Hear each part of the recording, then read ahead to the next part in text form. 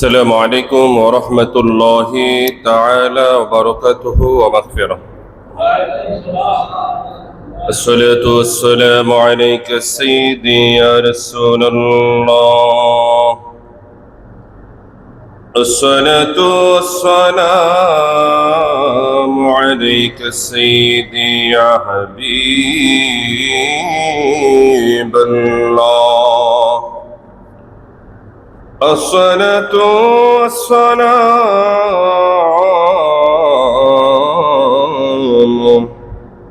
عليك سيدي يا شافع المذنبين. الصلاة والسلام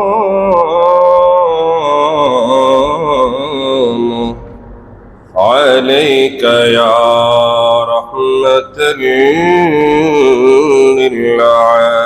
للعالمين. اللهم صل على سيدنا مولانا محمد وعلى آل سيدنا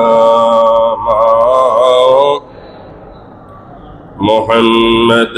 সবাই মহব্বতে জবান খুলে আল্লাহুম্মা সাল্লি আলা সাইয়্যিদিনা মাওলানা মুহাম্মদ ওয়া আলা আলি সাইয়্যিদিনা মাওলানা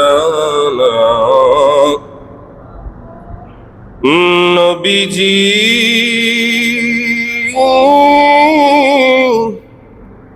ওগো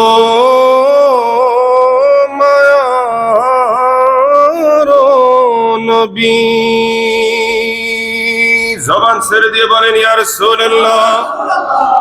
ওরে গাছের ডানে পাখি যদি মরা হইতাম,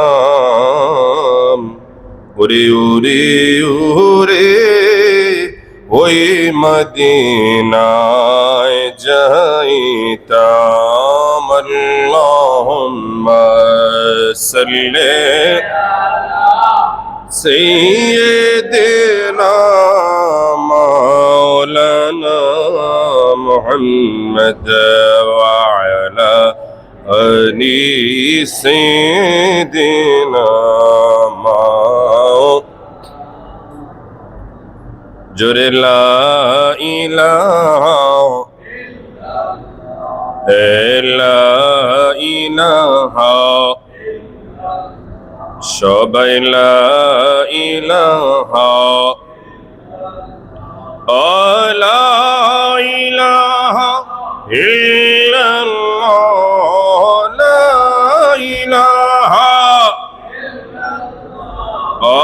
লা ইলাহা ইল্লাল্লাহ, লা ইলাহা ইল্লাল্লাহ, লা ইলাহা ইল্লাল্লাহ, জোরে লা ইলাহা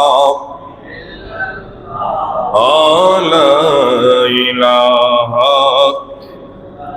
ওরে দুই নয়নে দেখিলে নবী গো, দুই নয়নে দেখিলে নবী গো, জোড়াই তোম নির্জালা।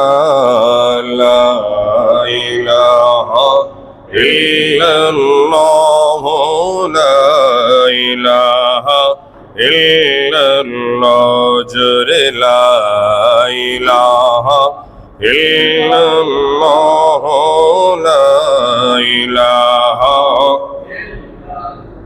ওরে একবার যদি মদিনা যাইতাম, একবার যদি মদিনা যাইতাম, ফুরাইতো মনের আশা। লা ইলাহা ইল্লাল্লাহ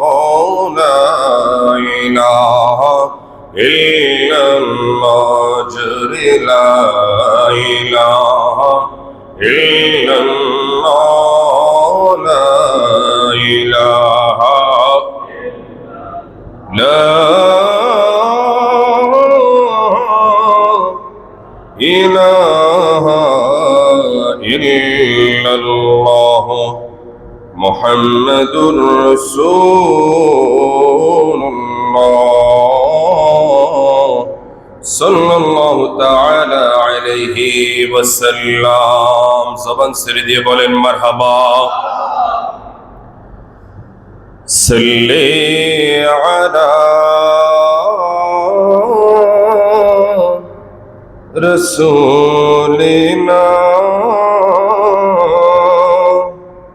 صلی علی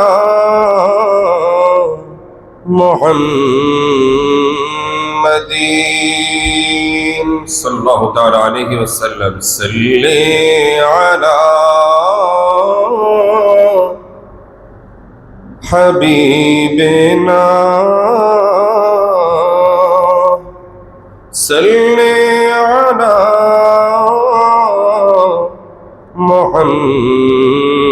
محمد دہن میں زبان تمہاری لی یا رسول اللہ بدن میں جا تمہارے لیے دہن میں زبان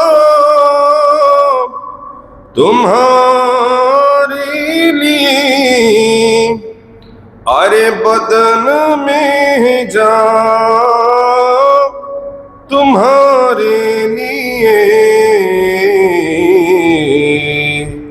ہم آئے یہاں تمہارے لیے اٹھے بھی یہاں تمہارے لیے ہم آئے یہاں تمہارے لیے اٹھے بھی یہاں تمہارے لیے صلی علی رسولنا صلی علی محمد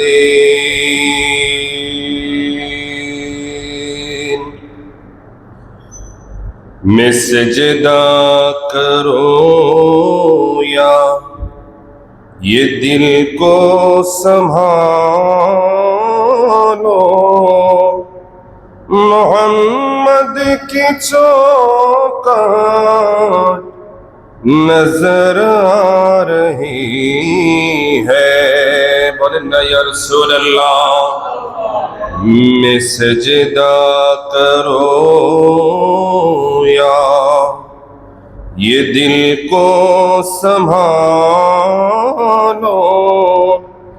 محمد کی چوکاٹ نظر آ رہی ہے اسی بے خودی میں کہیں کھو نہ جاؤ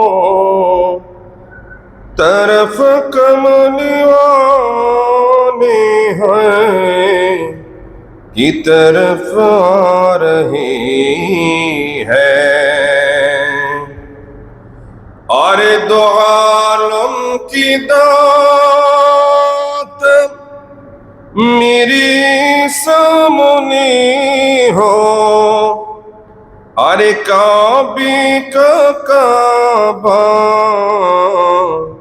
میرے سامنے ہو بولے نا یا رسول اللہ اور دو عالم کی دات میرے سامنے ہو कि काबे का काबा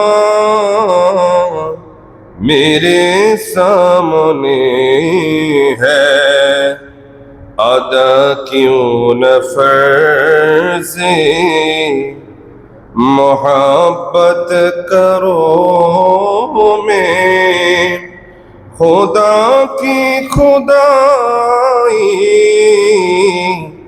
झुकी जा रही है, मिसजदा करो यार, ये दिल को संभालो, मोहम्मद की चौखट नजर आ रही है, इसी बेखुदी में कहीं खो न जाओ, तरफ कमली वाले की तरफ आ रही है। बोलें ना या रसूल अल्लाह। अल्हम्दुलिल्लाह व शुक्रुलिल्लाह वस्सलातु वस्सलामु अला रसूलिल्लाह। उपस्थित সম্মানিত মুসল্লিয়ানি কেরাম, মুসল্লিয়ানি আযম, মুরব্বি বাজান, যুবক ভাইরা,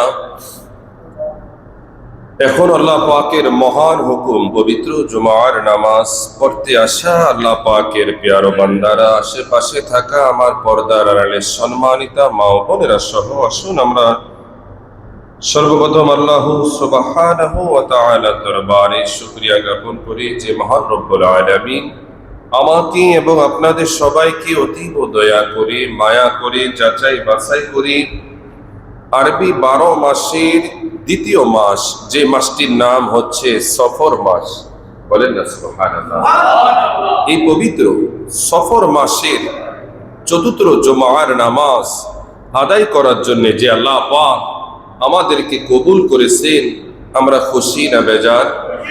তাই আসুন আমরা আলোচনার প্রারম্ভে ওই মহান রব্বুল আলামিনের আলিশান সুবহান দরবারে হৃদয়ের নিংড়ানো সবটুকু আবেগ অনুভূতি উজাড় করে সমবেত ভাবে, সমবেত কণ্ঠে একসাথে সিংহের মতো গর্জন দিয়ে চিল্লায় পড়ি আলহামদুলিল্লাহ।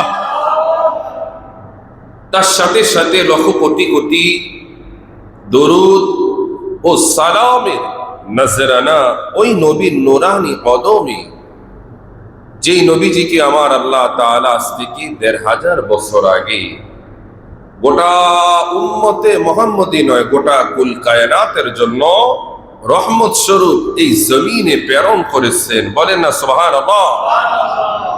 যেই নবীজিকে পাঠিয়েছেন আমার আল্লাহ পরে, কিন্তু সৃষ্টি করেছেন সবার আগে। সুবহানাল্লাহ। মুহাম্মদ বলেন সুবহানাল্লাহ। পাঠিয়েছেন সবার পরে, সৃষ্টি করেছেন সবার আগে। যে নবীজির জিকির করে আমার আল্লাহ, শুধু কি আমার আল্লাহ না, আমার আল্লাহ রহমতের ফেরেশতাদেরকে নিয়ে করে ওই নবীর জিকির করার জন্য ইমানদারদেরকে আমার আল্লাহ হুকুম করে। বলেন না সুবহানাল্লাহ। যে নবীজির আলোচনা গোটা জমিনের মধ্যে ১,২৪,০০০ নবী রাসূল সবাই যেই নবীজির আলোচনা করেছেন। বলেন না সুবহানাল্লাহ। আমার নবীর আলোচনা শুধু জমিনে নয়, আসমানের প্রতিটি স্তরের মধ্যে, জান্নাতের মধ্যে, আরশে আজিমের মধ্যে, আল্লাহ তাআলার গোটা সৃষ্টি জগতের মধ্যে আমার নবীজির আলোচনা। বলেন সুবহানাল্লাহ। তাই আসুন আমরা আলোচনার প্রারম্ভে ওই নবীর নুরানি দরবারে ছোট্ট করে উপস্থিত আমরা যারা আছি সম্মিলিত ভাবে দুরুদ ও সালামের নজরানা পেশ করি। সকলে উচ্চ কণ্ঠে পড়েন সাল্লাল্লাহু তাআলা আলাইহি ওয়াসাল্লাম। সম্মানিত উপস্থিতি, আমরা আজকে আলোচনা করব আমার নবীজির শান, মান ও আজমত কত উচ্চ আমার আল্লাহ তাআলা করেছেন সেই বিষয় নিয়ে। আরেকটি বিষয় হচ্ছে, এটা যেহেতু সফর মাস, সফর মাসের একটা স্পেশাল দিন রয়েছে। যেই দিনটাকে, যেই দিবসটাকে বলা হয় আখিরি চাহার সম্বা তথা সফর মাসের শেষ বুধবার। সফর মাসের শেষ বুধবার। তো আরবি চাঁদ অনুযায়ী আজকে সফর মাসের 23 তারিখ, এবং এই 23 তারিখ হিসাবে আগামী শুক্রবারটা আরেকটা জম্মা সফর মাসে পায়। সেই সুবাদে সামনের বুধবার, আজ থেকে 4 দিন পর তথা 5 দিনের মাথায় ওই বুধবারটা হবে আখিরি চাহার সম্বা। এবং আখিরি চাহার সম্বা কি এবং কেন, আমাদের জীবন এটার গুরুত্ব কি, সেই বিষয় সম্পর্কে ইনশাআল্লাহ আমরা আলোকপাত করব। আমি মসজিদের আমার বরাবর একজন যুবককে দেখা যায় ওই যে দাঁড়ায় দাঁড়ায় ধুমা সিগারেট খেতেছে, পান করতেছে। কেউ যদি থাকেন ওকে একটু সরিয়ে দিয়েন, দেখতে খুব বিশ্রী লাগে। ওই যে একটা কালো শার্ট পরা যুবকটা হুশিনে আল্লাহর ঘরের সামনে দাঁড়িয়ে দাঁড়িয়ে সিগারেট খাচ্ছে। ভয় তাকওয়া সবকিছু উঠে গেছে। আল্লাহ যেন হেদায়েত দেয়। সবাই বলেন আমিন। সময় তো উপস্থিতি, আমরা যে কথা বলতেছিলাম যে আল্লাহর রাসূল সাল্লাল্লাহু তাআলা আলাইহি ওয়াসাল্লামের শান এবং আখিরি চাহার সম্বা নিয়ে আমার আলোচনা। তো আজকের আলোচনার বিষয়বস্তু আখিরি চাহার সম্বা এবং আমার নবীজির শান ও আজমত নিয়ে। আল্লাহ পাক মহাগ্রন্থ আল কোরআনের প্রতিটি সূরা, প্রতিটি আয়াত, খেয়াল করে প্রতিটি সূরা, প্রতিটি আয়াত, প্রতিটি অক্ষর, এমনকি প্রতিটি নোক্তা হরকত সহ আমার নবীজির কথা বলে। বলেন না সুবহানাল্লাহ। কোরআনের যেই জায়গায় আপনি তাকাবেন ওই জায়গায় আমার নবীজির শান ও আজমত দেখবেন। কিন্তু শর্ত হচ্ছে চশমাটা হতে হবে নবীজির মহব্বতে। চশমাটা হতে হবে কি? ওই মুরব্বি বলেন চশমাটা হতে হবে কি? নবীজির মহব্বতের। যদি চশমাটা যদি দুশ্মনী নিয়ে আপনি যদি কোরআন পড়েন, কোথাও আপনি নবীজির শান খুঁজে পাবেন না। কথা কোন ঠিক কিনা? কানা ভালো দেখেও সে মনে করে কি এটা অন্ধকার, এটা অন্ধকার, এটা আমার জন্য ভালো নয়। এটা ঠিকই ভালো, কিন্তু সে দেখে না। কথা বলে ঠিক কিনা? তো এই জন্য অনুরোধ থাকবে শুরু থেকে আমরা যেন নবীজির মহব্বত, ভালোবাসা নিয়ে যেন আমরা বসতে পারি। আল্লাহ পাক যেন কবুল করে। সবাই বলেন আমিন। সময় তো উপস্থিতি, মহাগ্রন্থ আল কোরআনের অন্যতম সূরা, সূরা ইনশিরাহ 14 নম্বর আয়াত, যেটা আমাদের অনেকেরই মুখস্থ। রব্বুল আলামিন বলতেছেন, আল্লাহ পাক বলেন ওয়ারফা'না লাকা যিকরাক ইয়া রাসূলুল্লাহ, ইয়া হাবিবাল্লাহ, ও মায়ার নবী, দয়াল নবী, আমি আল্লাহ তাআলা আপনি নবীর শান ও মান আজমত তথা আপনার জিকির, আপনার আলোচনা, আপনার স্মরণ আমি আল্লাহ সমুচ্চ করে দিয়েছি।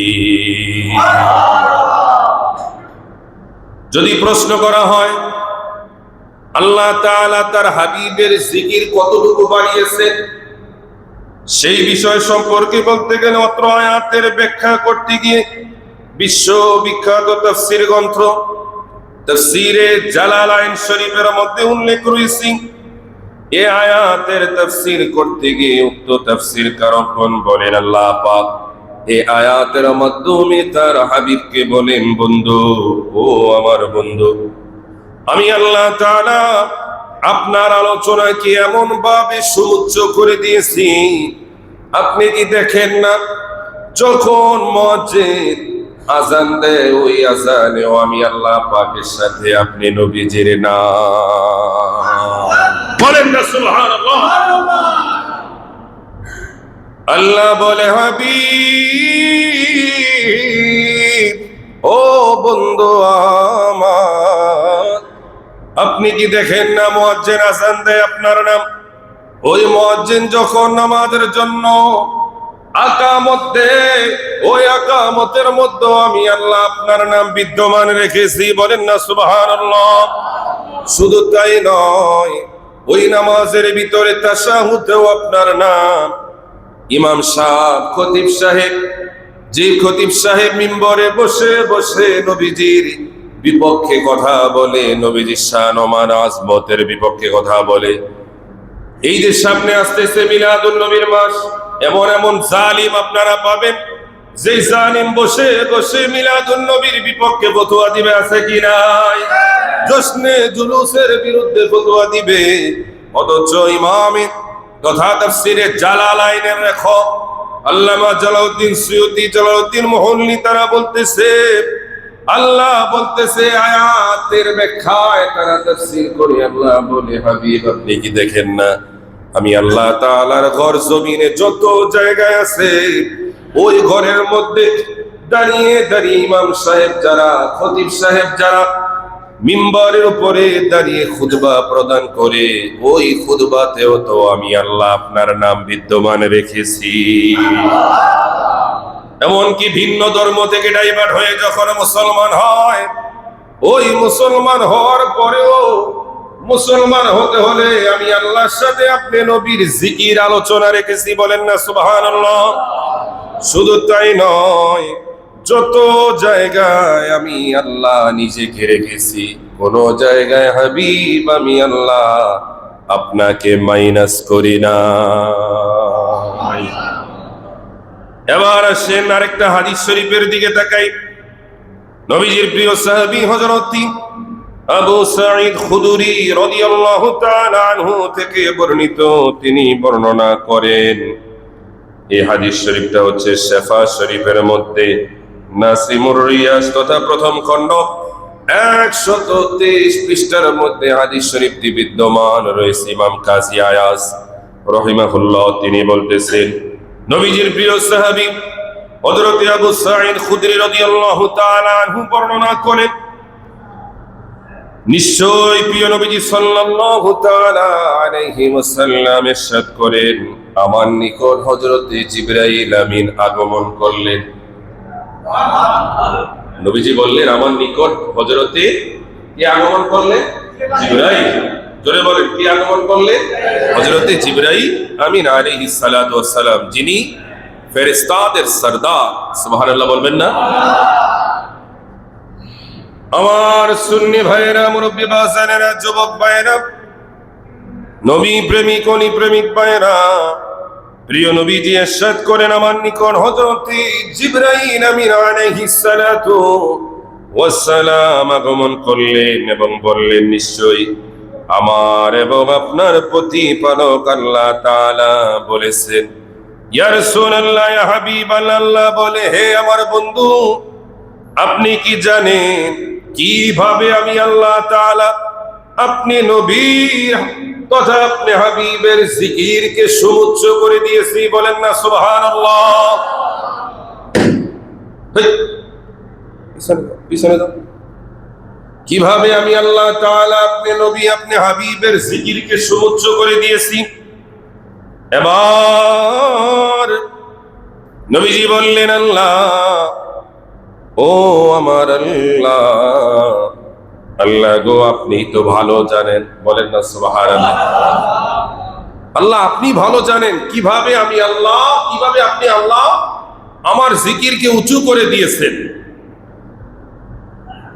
এবার তখন আল্লাহ তাআলা ইরশাদ করেন, বন্ধু গো, যখনই আমি আল্লাহ তাআলার জিকির বিদ্যমান হয়, জিকির করা হয়, তখন আপনি হাবিবেরও জিকির আলোচনা করা হয়, বলেন না সুবহানাল্লাহ। হযরত জিবরাইল আমিন আলাইহিস সালাতু ওয়াস সালাম বললেন, ইয়া রাসূলুল্লাহ, ইয়া হাবিবাল্লাহ, নূরের নবী, মায়ার নবীজি, আমি জিবরাইল ইযা যুকিরতু যুকিরতা মাই, সীমান হতে জুনুব, মাশরিক হতে মাগরিব, পৃথিবীর এই প্রান্ত হতে ওই প্রান্ত, তথা পূর্ব হতে পশ্চিম, উত্তর হতে দক্ষিণ, সৃষ্টি জগতের যত জায়গায় আমার আল্লাহ আমাকে বিচরণের সুযোগ করে দিয়েছেন, যত জায়গায় আমি গিয়েছি সব জায়গায় আমি আল্লাহ পাকের জিকির শুনেছি। শুধু তাই নয়, ওই আল্লাহ পাকের জিকিরের সাথে সাথে আপনি নবীর আপনি হাবিবের জিকির এবং আলোচনাও আমি শুনেছি। আল্লাহু আকবার। আমরা খুশি না বেজার? জিবরাইল বলতেছে, আল্লাহ তাআলা, ইয়া রাসূলুল্লাহ, আপনার এত জিকির, এত শান বাড়িয়েছে। জিবরাইল কেমন? আমার আপনার মতো নয়। জিব্রাইল হচ্ছে এমন একজন ব্যক্তিত্ব যাকে আমার আল্লাহ নূরের 600 পাখা দিয়েছেন। কয় শত পাখা? 600 পাখা, নূরের পাখা। একটা পাখা দুইটা পাখা যদি জমিনে রাখে, এই জমিন আর কোন জায়গা থাকবে না। বলেন তো ফেরেশতাটা ছোট না বড়? এই যে বলেন কথা, ফেরেশতাটা ছোট না বড়? বড়। এই ফেরেশতাটা এত বড়, এত বড়, এই তো বড় ফেরেশতা, তাহলে সে কত জমিন, কত আসমান, কত জায়গা, কত সৃষ্টি জগৎ সে ঘুরেছে। শুধু ঘুরে ঘুরে দেখেছে কোথায় আল্লাহর জিকির, কোথায় আল্লাহর জিকির, সাথে সাথে আমার নবীর জিকির। বলেন না সুবহানাল্লাহ। জিবরাইল বলে আল্লাহ যত জায়গায় তার হাবিবের জিকির রেখেছেন, কোথাও আল্লাহ আমার নবীকে মাইনাস করে নাই। বলেন তো আমরা কি মাইনাস করব? যারা মাইনাস করে তারা নিজেরাই কি হয়ে যায়? কথা কয় না। যারা আল্লাহ থেকে নবীকে মাইনাস করে তারা নিজেরা কি হয়ে যায়? মাইনাস হয়ে যায়। আর যারা আল্লাহ ও তার রাসূলের জিকির একসাথে করে তারা প্লাস হয়ে যায়, তথা তারা আল্লাহর বন্ধু হয়ে যায়। সুবহানাল্লাহ বলবেন না? যারা আল্লাহ ও তার রাসূলের জিকির করে তারা আল্লাহ ও তার রাসূলের কি হয়? বন্ধু হয়। আর যারা মাইনাস করে এগুলো দুশমন হয়। কথা বলে ঠিক কি না? আল্লাহ তাআলা যেন আল্লাহ ও তার রাসূলের পক্ষে থাকার তৌফিক দান করুন। সবাই বলবেন আমিন। সবাই মহব্বতে পড়েন ইয়া রাসূলুল্লাহ, ইয়া রাসূলুল্লাহ, ইয়া রাসূলুল্লাহ, জোরে ইয়া রাসূলুল্লাহ, ইয়া রাসূলুল্লাহ, লা ইয়া রাসূলুল্লাহ। ওরে পাই যদি নবী গো আপনার দিদার, আরে মৌতের চিন্তা থাকবে না মা। ঠিক কিনা বলেন না? মরণের কষ্টটা কম না বেশি? কথা কয় না। আপনারা মনে হয় হুজুর আমি কি মরছি আমি কি জানি না, বিষয়টা এমন নয়। কিন্তু আমরা আমাদের সামনে, চোখের সামনে কত মানুষকে আমরা দেখি, কেউ রোড অ্যাক্সিডেন্টে গাড়ি চাপা পড়ে মারা যায়। কথা কয় না? ঠিক না? গত রবিবার আমার ক্লোজ একজন ভাই, আমার বড় ভাইয়ের ফ্রেন্ড, বন্ধু, সে সুন্নিয়তের এক সময় ছিল কাদিয়ানি, তথা কাদিয়ানি সম্প্রদায়ের একজন প্রতাপশালী লোক। ওই লোকটা মাইজবান্ডার দরবারে একজন আওলাদে পাকের সভাপতি এসে সে আশেক রাসূল হয়েছে, তওবা করে এমন ভাবে ফিরে এসেছে। আমাদের ইউনিয়নে, থানাতে সুন্নিয়তের যত প্রোগ্রাম হয় আলহামদুলিল্লাহ তিনি সর্বোচ্চ খেদমত করতেন। ওই ভাই গত রবিবারে হঠাৎ করে একটু বুক ব্যথা, মেডিকেল নিতে নিতে জায়গায় ব্রেক।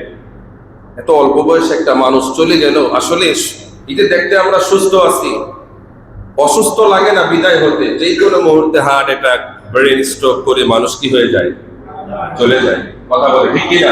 সুস্থ আছে ট্রেনে কাটা পড়ে চলে যায়, সুস্থ আছে গাড়ি অ্যাক্সিডেন্টে চলে যায়, সুস্থ আছে লঞ্চ ডুবে, ট্রলার ডুবে মানুষ মারা যায়, সুস্থ আছে প্লেন ধসে মানুষ মারা যায়, পাহাড় ধসে মানুষ মারা যায়।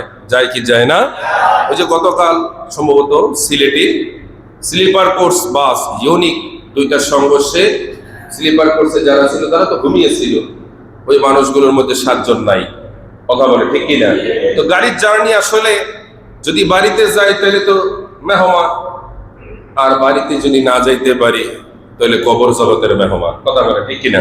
এই জন্য সবসময় মৃত্যুর জন্য প্রস্তুত থাকতে হবে। আর মৃত্যুর ওই সময়, ওই কষ্টের সময় যদি আমরা আমার নবীজির দেখা পাই, তাহলে ওই কষ্টটা আমাদের জন্য লাঘব করে দিবে কে? কারণ আমরা যখন নবীজির দিদারে থাকবো, নবীজির নুরানি চেহারা মোবারকের দিকে তাকিয়ে থাকবো, আজরাইল কোন সময় আমার আপনার জান নিয়ে যাবে আমরা টেরো। কথা বলে টেরো। এই জন্য শায়ের বলেন, আরে আমার মৌতের নিদান কালে থাকিবেন নবী গো আমার শিওরে দেখিব আপনাকে আপন নয়নে ইয়া রাসূলুল্লাহ লা ইয়া রাসূলুল্লাহ লা ইয়া রাসূলুল্লাহ লা ইয়া রাসূলুল্লাহ লা ইয়া রাসূলুল্লাহ লা ইয়া রাসূলুল্লাহ লা জোরে ইয়া রাসূলুল্লাহ লা ইয়া রাসূলুল্লাহ। আওয়াজ দিয়ে বলেন মারহাবা। সময় উপস্থিতি, আমাদের জুম্মার একটা সাবজেক্ট আমরা সংক্ষিপ্ত একটু আলোকপাত করেছি। তাইলে আল কোরআনে আমার নবীজির শান ও মান আজমত আছে কি নাই? জোরে বলেন আছে কি নাই? কিন্তু শর্ত হচ্ছে চশমাটা কি হবে, নবীজির মহাব্বতের না নবীজির গুস্তাকির? মহাব্বতের। কথা বলে ঠিক কিনা? মহাব্বতের চশমা নিয়ে কোরআন পড়েন, হাদিস পড়েন, নবীজির শান খুঁজবেন। আর যদি মহাব্বতের চশমা না হয়ে যদি আব্দুল ওহাব নজদি চশমা হয়, আবুল আলা মওদুদি দুশমনে রাসূলের চশমা হয়, তাহলে আপনারা গোটা কোরআন হাদিস খুঁজেও নবীজির মহাব্বতের কিছুই পাবেন না। এই জন্য আমরা মহাব্বতের চশমা পড়তে চাই কি চাই না? আসলে চশমা পড়তে হবে বিষয়টা এমন নয়, চক্ষুটা হতে হবে মহাব্বতের, হৃদয়টা হতে হবে মহাব্বতের, মনটা হতে হবে নবীজির মহাব্বতের, আমল করতে হবে নবীজির মহাব্বত নিয়ে। কথা বলে ঠিক কিনা? সময় উপস্থিতি, আরেকটা বিষয় ছিল আখিরি চাহার সম্বা। আখির মানে শেষ, চাহার সম্বা মানে সফর মাসের শেষ বুধবার। চাহার সম্বা এটা হচ্ছে ফার্সি ভাষা, এটাকে বলা হয় বুধবার। এক সোমবার, দু সোমবার, তিন সোমবার, তারপর হচ্ছে এভাবে চাহার সম্বা। এই যে চাহার সম্বা মানে বুধবার, আখিরি চাহার সম্বা সফর মাসের শেষ বুধবার। আল্লাহর রাসূল সুদীর্ঘ প্রায় অনেক দিন অসুস্থ থাকার পরে নবীজি সুস্থ হয়েছিলেন। বলেন না সুবহানাল্লাহ। দীর্ঘ সময় নবীজি অসুস্থ থাকার পরে নবীজি একটু সুস্থ হয়েছিলেন। ওই সুস্থতার 12 দিন অথবা 11 দিন পরে 12ই রবিউল আউয়াল আল্লাহ নবী যে জমিন থেকে পর্দা করেন। সকলে পড়ুন আল্লাহু আকবার। এই যে সফর মাসের শেষ বুধবার নবীজির সুস্থতা, তার আগে নবীজি কিভাবে অসুস্থ হলেন আমরা একটু দেখি। সফর মাসের মধ্যভাগে আল্লাহর রাসূল একদিন মদিনার সকল গোরস্থান তথা জান্নাতুল বাকিতে গেলেন। সকল গোরস্থানের অধিবাসীদের জন্য নবীজি দোয়া করলেন। বলেন না সুবহানাল্লাহ। এবং যাকে বলা হয় কবর জিয়ারত করলেন এবং ইন্তেকাল প্রাপ্ত সকল সাহাবীদেরকে বললেন, হে প্রাণের সাহাবীরা, তোমরা কতই না ভাগ্যবান, তোমাদেরকে ফিতনা ফাসাদ তথা গিরার আগে, ফিতনা ফাসাদে তোমরা পড়ার আগে তোমরা আল্লাহর জন্য, ইসলামের জন্য, আমার জন্য শহীদ হয়ে গিয়েছো। বলেন না সুবহানাল্লাহ। শুধু তাই নয়, তোমরা এমন একজন ব্যক্তিত্ব, পরবর্তীদের জন্য তোমরা হচ্ছে মডেল, তোমরা শিক্ষণীয়, তোমরা এক্সাম্পল, উদাহরণ। তোমাদেরকে দেখে তারাও দ্বীন ইসলামের প্রতি আকৃষ্ট হবে, দ্বীন ইসলাম প্রতিষ্ঠার জন্য তারাও জীবন দিতে উৎসাহিত হবে। বলেন না সুবহানাল্লাহ। তো এভাবে নবীজি আরো অনেক কথা সাহাবীদেরকে বললেন। আরো বললেন, হে সাহাবীগণ তথা হে জান্নাতুল বাকি কবরবাসীগণ, তোমাদের উপরে আল্লাহর রহমত এবং শান্তি বর্ষিত হোক। বলেন না সুবহানাল্লাহ। তোমরা ভালোই চলে গেছো, আগামীতে যত ফিতনা ফাসাদ আসবে তোমাদেরকে তা গ্রাস করতে পারবে না, কেননা তোমরা তো জমিনে নাই, তোমরা আল্লাহ তাআলার মেহমানে রয়েছে। বলেন না সুবহানাল্লাহ। তোমাদের পরবর্তী সময়টা সহজ নয়, অনেক কঠিন। কথা কন, অনেক। আমাদের সময়টা সহজ না, কিন্তু কথা কয় না, আমাদের সময়টা অনেক। প্রত্যেকের হাতে মোবাইল আছে না? মোবাইল যে চালায়, হ্যাঁ, সময়টা ঠিকভাবে চালাতে অনেক কষ্ট, উলটপালট হয়ে যায়। কথা কয় না, সময়টা কি হয়ে যায় উলট পালট, খাওয়াটা 19-20 হয়, রেস্ট ঘুম সেটাও 19-20 হয়ে যায়, কোথাও সঠিক সময় যাওয়ার কথা যেতে যেতে পারে না, অনেক সমস্যার সম্মুখীন হতে হয়। শুধু তাই না, নবীজি বললেন, হে কবরবাসীরা শোনো, আমি নবী ওই নবী যাকে আমার আল্লাহ তাআলা গোটা জাহানের কুল কায়নাতের ধন ভান্ডার মালিক হিসাবে জমিনে পাঠিয়েছেন। বলেন না সুবহানাল্লাহ। ধন ভান্ডারের মালিক আমার আল্লাহ, কিন্তু এই ধন ভান্ডারের চাবিটা আমার হাতে। ধন ভান্ডারের মালিক কে? জোরে বলেন কে? আর চাবিটা, কথা করে, চাবিটা আমার নবীর হাতে। বলেন না সুবহানাল্লাহ। তো এবার ইন দি মিন টাইমে তাদের সাথে কথা বলে নবীজি ঘরে প্রবেশ করলেন। ওই সময় ওই আম্মাজানের ঘরে প্রবেশ করলেন যে আম্মাজান ছিলেন আমাদের সর্বকনিষ্ঠা আম্মাজান আয়েশা সিদ্দিকা রাদিয়াল্লাহু তাআলা আনহা। চিল্লায়ে পড়েন আল্লাহু আকবার।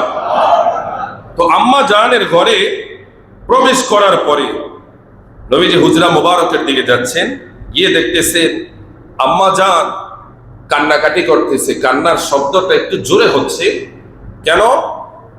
তার শরীর খারাপ লাগছে এবং সে মাথায় ধরে ধরে কাঁদতেছে আর চিৎকার করতেছে, আমার মাথা ব্যথা, আমার অনেক মাথা ব্যথা, আল্লাহ তুমি আমাকে রক্ষা করো, আল্লাহ তুমি আমাকে রক্ষা করো। দেখেন বিষয়টা কেমন। আম্মা জান আয়েশা সিদ্দিকা রাদিয়াল্লাহু তাআলা আনহা, তিনি মাথা ব্যথার যন্ত্রণায় তিনি কাতরাচ্ছেন। নবীজি এই অবস্থা দেখে নবীজির মায়া হলো, নবীজি নিজেই ভেঙে পড়লেন, আল্লাহর দরবারে বললেন, আল্লাহ আমার আয়েশার মাথা ব্যথাকে ভালো করে তার মাথা ব্যথাটা আমাকে দিয়ে দাও। সুবহানাল্লাহ বলবেন না? এটা মানুষ কখন বলে? ভালোবাসা কম হলে না বেশি হলে? কথা কয় না, কম হলে না বেশি হলে? নবীজি কিন্তু বলতে পারতেন, আল্লাহ তার মাথা ব্যথা ভালো করে দাও, সাথে সাথে ভালো হয়ে যেত। নবীজি বলেন, আল্লাহ তার ব্যথাটা আমাকে দাও আর তাকে সুস্থ করে দাও। নবীজি চেয়েছেন, আমার স্ত্রী ব্যথায় কষ্ট করেছে, ওই ব্যথার কষ্টটা আমি একটু নিতে চাই। ইয়া রাসূলুল্লাহ বলবেন না? নবীজি চেয়েছেন, আমার স্ত্রী ব্যথা কষ্ট করেছে, ওই কষ্টটা কি আমি একটু, কথা কয় না, আমি একটু। অনেক সময় স্বামী স্ত্রীর মধ্যে হয় না যে একজনে ব্যথায় কাতরাচ্ছে আর একজনকে অনেক ব্যথা, আরে আপনি কি বুঝবেন, আপনি রইলে সেটা বুঝবেন, কথা কয় ঠিক না? এই কথা যেন আম্মাজান না বলতে পারি। আম্মাজান আয়েশা বলেন, যখন আমি মাথা ব্যথায় কাতরাচ্ছিলাম আর বলছিলাম আমার মাথা মনে হয় গেল, আমার মাথা গেল, আমার মাথা গেল, এবার আমাকে আমার নবীজি বললেন, আয়েশা রে তুমি এভাবে বলো না, এভাবে বলো না, অবশ্যই আমার আল্লাহ তাআলা তোমার মাথাকে সুস্থ করে দিবেন, আর তোমার মাথার ব্যথাটা আমার আল্লাহ আমাকে দিয়ে দিয়েছে। যেহেতু আমার ভিতরে ব্যথা শুরু হয়েছে আর তোমার ভিতরে ব্যথা নাই।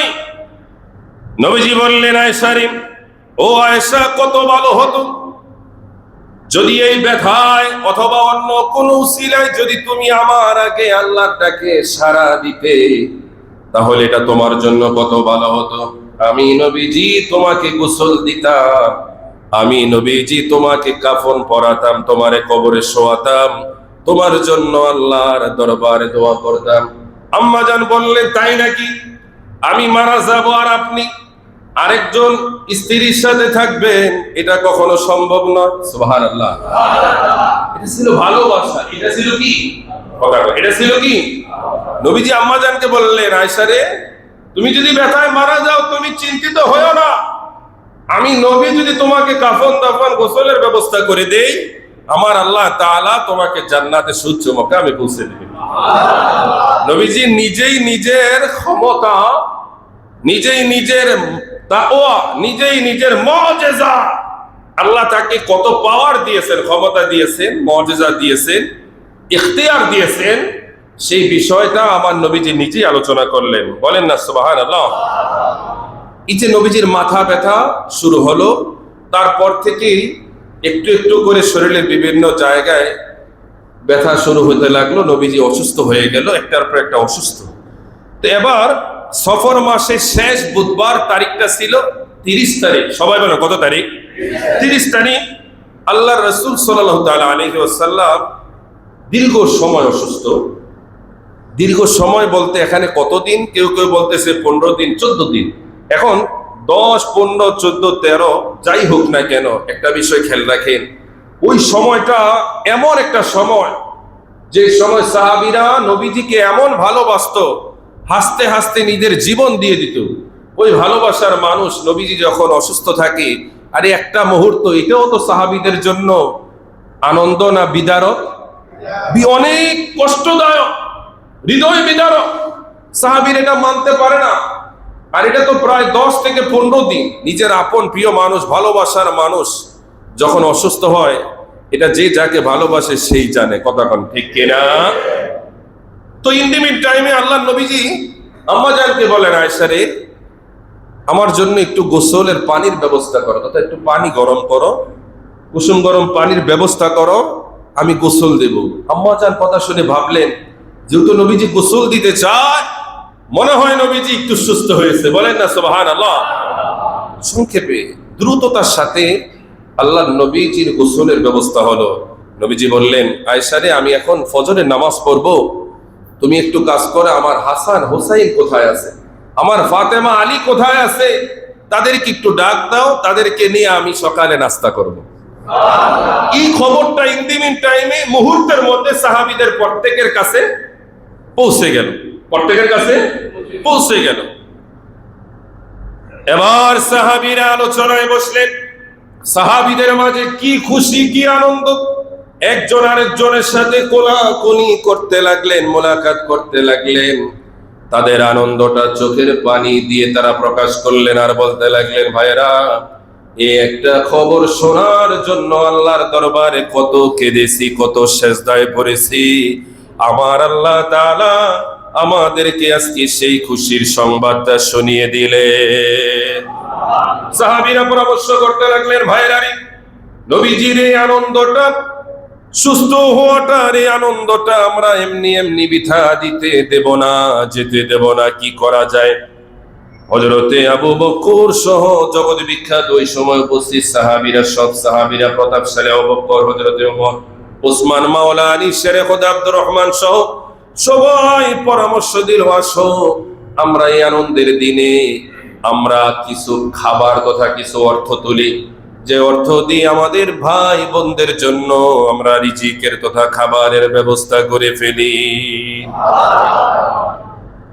সবাই প্রস্তাবে খুশি হলেন। হযরত আবু বকর বললেন, ভাইয়েরা, যদি এমন হয় মেহমানদারির ব্যবস্থা হয়, ওই মেহমানদারির জন্য আমি 5000 দিরহাম দেব। বলেন সুবহানাল্লাহ। কয় হাজার? হযরত ওমর ফারুক রাদিয়াল্লাহু তাআলা আনহু তিনি বললেন, আমার ভাই আবু বকর দিবে 5000, আমি হযরতে ওমর দেব 7000। হযরতে ওসমান বললেন, আমার এক ভাই 5 আর এক ভাই 7, আমি দিব 10,000। বলেন সুবহানাল্লাহ। মাওলা আলী শেরে খোদা রাদিয়াল্লাহু তাআলা আনহু তিনি বললেন, ভাইরা আমার, আমারও মন চায় আপনাদের মতো 5, 7, 10 দিতে, এত তো আমার সামর্থ্য নাই, আমার কাছে যা আছে তাই আমার নবীর কদমে দিয়ে দিলাম। তিনি দিলেন 3000। কত হাজার? ওই সময় মদিনার সবচাইতে যিনি ধনী সাহাবী, ধনী ব্যবসায়ী, প্রতাপশালী ব্যবসায়ী হযরত আব্দুর রহমান ইবনে আউফ, তিনি বললেন, আমি 5, 7, 10 নয়, আমি আল্লাহর রাস্তায় তথা আমার নবীর এই সুস্থতার আনন্দে আমি 100 উট কুরবানি করে দিলাম। বলেন না আল্লাহু আকবার। কত উট? জোরে বলেন, কত? 100 উট। এভাবে যাদের সামর্থ্য অনুযায়ী তারা একটু চিন্তা করেন। ও ইমানদারেরা, একটু নিজের ইমানটাকে, একটু বিবেকটাকে একটু প্রশ্ন করেন না, যে সাহাবীদের কাছে নবীজির অসুস্থ হওয়ার পরে একটু সুস্থতা, এই সুস্থ হওয়ার পরে 2-1 দিন পরে নবীজি আবার অসুস্থ হয়ে গেলেন। তারপরে 12ই রবিউল আউয়াল আল্লাহর ডাকে সাড়া দিলেন।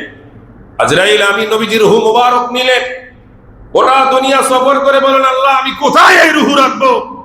আল্লাহ বললেন, আজরাইল রে, রূহ এনেছো, সেটা তুই মানব হিসাবে দায়িত্ব পালন করেছো, কারণ আমার নবী মানুষ, কিন্তু আমাদের মতো কথা কয়, আমাদের মতো, জোরে বলেন আমাদের মতো নয়। আমার নবী নূরের মানুষ, বলেন না সুবহানাল্লাহ। কোন মানুষ যদি ইচ্ছায় অনিচ্ছায় আমার নবীকে সাধারণ বলে, তাদেরকে বিনা দলিলে আমরা মুসলমান মনে করি না, কথা কয়। এগুলো কোনোদিন মুসলমান হতে। বাংলাদেশের কওমি লুতের একজন আলেম আছে, যার নাম রাকিবুল ইসলাম। এই কুলাঙ্গার সারা দিন সোশ্যাল মিডিয়াতে বসে বসে আমার নবীজির মিলাদের বিরুদ্ধে, শান-ও-মান আজমতের বিরুদ্ধে লেখালেখি করে। আমাদের দেশের কওমি ভাইদেরকে বলবো, এই সমস্ত জানোয়ার জালিম মা বাবার অবৈধ সন্তান, এগুলো কোনোভাবেই এগুলো ভালো সন্তান হতে পারে না। কোন বৈধ সন্তান নবীজির বিপক্ষে কথা বলতে পারে না। উতুল্লিম বাদা যালিকা জানিম, যারা যোগের পর যোগ ধরে নবীজির বিপক্ষে কথা বলেছে, ওয়া ইজ্জাতু রাব্বি, এগুলোর পরিচয় আমার আল্লাহ নিজেই দিয়েছেন। উতুল্লিম বাদা যালিকা জানিম, তাদের কোনো ভিত্তি পরিচয়, কথা কয় না, তাদের কোনো ভিত্তি পরিচয় নাই। যাই হোক, আমরা তাদেরকে নিয়ে কথা বলে আমাদের এই পবিত্র এই মঞ্চটাকে, এই তথা এই আয়োজনটাকে, এই পবিত্র জায়গাকে আমরা অপবিত্র করতে চাই না। আল্লাহ যেন তাদেরকে হেদায়েত দেয়। সবাই পারেন না, থাকলে তাদের হাত থেকে যেন আমাদেরকে ঈমান আমল হেফাজত করার তৌফিক দান করে। সবাই পারেন আমিন। তাহলে যে কথা বলতেছিলাম, সাহাবীরা নবীজি একটু সুস্থতা তাদের কাছে যদি এত আনন্দ হয়, নবীজির আগমনটা কম না বেশি? আরে জোরে বলে না, কম না বেশি? এটা শয়তানও মানে। আমার নবী যে শয়তানের জন্য রহমত, ওরা কুল কায়নাতের সবাই মানে। আর ওরা কত নিম্ন পর্যায়ে শয়তান। শয়তান কইবা, আমি তো তোদের মতো সন্তান তো জীবনে জন্ম দিইনি। নবীজি তো আমিও রহমত মানে, কেননা আমার নবী জমিনে আগমনের আগে কে যেন সকালে একবার, সন্ধ্যা একবার, দুই গালে দুইটা সটকানা মারতো। নবীজি আগমনের পরে আর মারে না। সুবহানাল্লাহ। নবীজি আগমনের পরে শয়তানের এই শাস্তিটা বন্ধ হয়ে যায়। তাহলে শয়তানের জন্য কথা কয় না, রহমত। সে মানে, সে জানে কিন্তু মানে না। আল্লাহ যেন এই সমস্ত অনুসারী যারা, তাদেরকে যেন হেদায়েত দান করে। সকলে বলেন না, থাকলে যেন আমাদেরকে হেফাজত করে। সবাই বলেন আমিন। তো সফর মাসের শেষ বুধবার, এটা অনেক ফজিলতপূর্ণ, অনেক দামি। অনুরোধ থাকবে, এই বুধবার দিন আপনারা বেশি বেশি দান সদকা করবেন। সম্ভব হলে কলা পাতায় যে কোনো একটা কাগজে হোক 7 সালাম লিখবেন, আয়াতের শিফা লিখে গরম পানির মধ্যে ছেড়ে দিয়ে ওই পানিটা খাবেন, গোসল করবেন। যদি বিশ্বাস থাকে, আল্লাহর রহমতে ওই পানি এবং ওই গোসল আপনার শরীরের রোগ বালা মুসিবতের শেফা হিসাবে কাজ করবে। সুবহানাল্লাহ বলবেন না? আল্লাহ যেন আমাদেরকে বোঝার, মানার তৌফিক দান করে। সবাই বলেন আমিন। সম্মানিত উপস্থিতি, পবিত্র মাহে রবিউল আউয়াল শুভ আগমন উপলক্ষে স্বাগত রেলি। ঈদে আগামী তথা রবিউল আউয়াল আসতেছে আর মাত্র 7 দিন। কয়দিন? কথা কয় না, আর মাত্র। আপনারা শুনলে আরো আশ্চর্য, গোটা কুলকায়নাতে সবাই ইতিমধ্যে একে অপরের সাথে আলোচনা করতেছে সামনের মাসে আমার নবীজির আগমনের মাস। বলেন না সুবহানাল্লাহ। আর আমরা মানুষ সারা বছর সিরাতুন নবী মাহফিল করি, রবিউল আউয়াল মাস আসলে আমরা মিলাদুন নবী লিখতে চাই না, ওই সময় আমরা সিরাতুন নবী মাহফিল করি। আছে কি নাই? মিলাদুন নবীকে টক্কর দেওয়ার জন্য নবীজির সিরাত কি আনে? আরে ভাই, সিরাতকে মাইনাস করার কোনো সুযোগ নাই। সারা বছর করেন, একটা মাস মিলাদুন নবী করেন না, সমস্যা কি? কথা কয় না। কোথায় সমস্যা? সিরাতুন নবী, আমাদের গায়ে সিরাত নাই। কথা কয়, আমাদের গায়ে সিরাত নাই, মাথায় টুপি নাই। তাহলে কোথায়? আমরা যদি মিলাদুন নবী করতে পারি, আপনারা কেন পারবেন না? নবীজির মিলাদুন নবীর আলোচনা করেছে আমার আল্লাহ, কিভাবে করেছেন আমরা সামনের সপ্তাহে ধারাবাহিক গুলো ভাবে আমরা ইনশাআল্লাহ আলোচনা করব। তো আগামী শুক্রবার বিকাল 4 ঘটিকা হতে খানকায়ে কাদেরিয়া তৈয়বিয়া পুরাতন জিমখানা মিলনায়তনে আলহামদুলিল্লাহ ওই জায়গা থেকে স্বাগত র্যালি বের হবে। আমরাও ইনশাআল্লাহ গত বছর আমাদের সেক্রেটারি সাহেব সহ আমাদের আরো যারা উপস্থিত, আরো ভাই সবাই আমরা উপস্থিত ছিলাম। সকলকে অনুরোধ থাকবে, আমার নবীর আগমনের এই মাসের এই আনন্দ মিছিলে, যেটা কোনো রাজনৈতিক মিছিল নয়, কোনো পীরের মিছিল নয়, কোনো ব্যক্তির মিছিল নয়, এটা সৃষ্টি জগতের সর্বশ্রেষ্ঠ মহামানবের মিছিল। কথা বলেন ঠিক কিনা? আমরা ওই মিছিলে অংশগ্রহণ করব। এখন প্রশ্ন আসতে হবে, হুজুর এটা কি হইব, কি হবে? কি আমরা আমার নবীর আগমনের মাসকে স্বাগতম জানাই। সুবহানাল্লাহ বলবেন না? নারে তাকবীর, নারে রিসালাত, আহলে সুন্নাত ওয়াল জামাত পবিত্র ঈদে মিলাদুন নবী জিন্দাবাদ। রবিউল আউয়ালের আগমন, মিলাদুন নবীর আগমন, নূরের নবীর আগমন, মিলাদুন নবীর আলো, হায়াতুন নবীর আলো, জশ্নে জুলুসের আলো, সকল ঈদের সেরা ঈদ মিলাদুন নবী। বলেন না সুবহানাল্লাহ। আল্লাহ তাআলা আমাদের এই ফকিরতলা সকল মুসল্লিদেরকে, আশিকে রাসূলদেরকে, দূর দূরান্ত থেকে যারা আমরা এসেছি সবাইকে আমার নবীর মিলাদে খুশি হওয়ার তৌফিক দান করুক। সকলে চিল্লায় বলেন আমিন। একজন ভাই দোয়া চেয়েছেন, প্রবীণ সাংবাদিক দিল মোহাম্মদ দিলু মৃত পিতা মাতা, স্ত্রী, বড় কন্যা সহ পরিবার পরিজনদের জন্য তিনি কিছু লোকদেরকে স্বপ্নে দেখা দিয়েছেন। তো সেজন্য মুসল্লিদের কাছে তার মৃত পিতা মাতা, স্ত্রী, বড় কন্যার মাগফিরাত কামনার জন্য দোয়া চেয়েছেন। নিজেও স্ট্রোক করেছেন, 3টা ব্লক ধরা পড়েছে। মসজিদ উন্নয়নের জন্য তিনি 500 টাকা দান করেছেন। আল্লাহ যেন তার দানকে কবুল করে, সবাই বলেন আমিন। আমাদের রাজন ভাই, তার বাবা কাঞ্চের সাহেব তিনি অসুস্থ, আমার বাবা অসুস্থ, সেক্রেটারি সাহেব অসুস্থ, আরো যারা অসুস্থ আছে আল্লাহ তাআলা যেন সবাইকে শেফা দান করে, সবাই বলেন আমিন। ওয়া আখির দাওয়ানা আলহামদুলিল্লাহি রাব্বিল আলামিন। আমরা যারা পড়ে এসেছি আমরা জমা আদায় করেন।